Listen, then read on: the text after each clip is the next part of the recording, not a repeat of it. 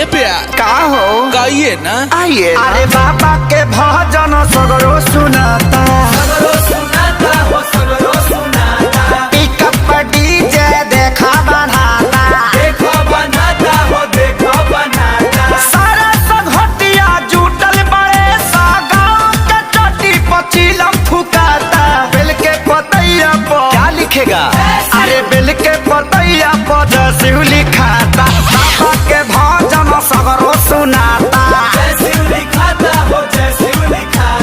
ए प्यास होई लेडीज बम चुपचाप बड़ी शांति से बैठल बालो लागता के थक हरल बा। हाँ हाँ आवलो एक ठोकरा वो मार ली जा। ए बम सुना है एक वही है और उसी का सच्चा दरबार है।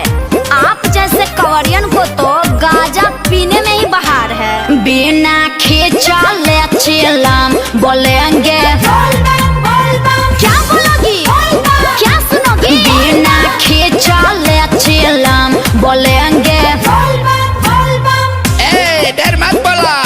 अरे जाने दो पगले हर बात पे खिसियाते नहीं और ऐसे मौके बार बार आते नहीं। ए क्या तू तू चला हम चली देवा घर ना गोरिया गोरिया तब बनी के बाबा के कांवरिया गोरिया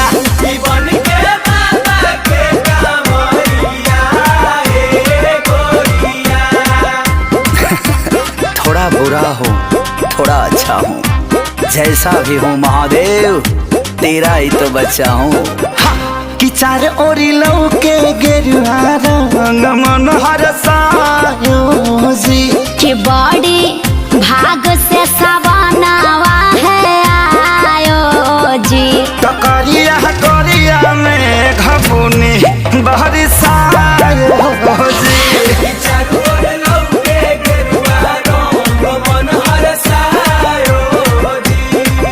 और क्या बोलोगी और क्या सुनोगी क्या करोगी और कुछ नहीं।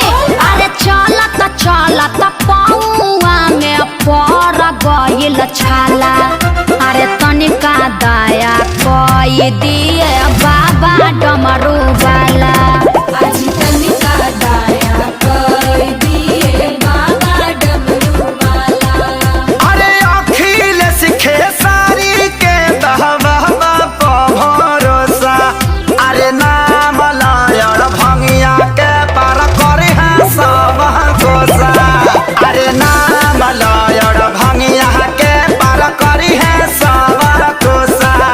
और क्या बोलेगा क्या सुनेगा क्या बोलेगा और कुछ नहीं बोला बम बोला तो रहा। presented by Adi Shakti Films।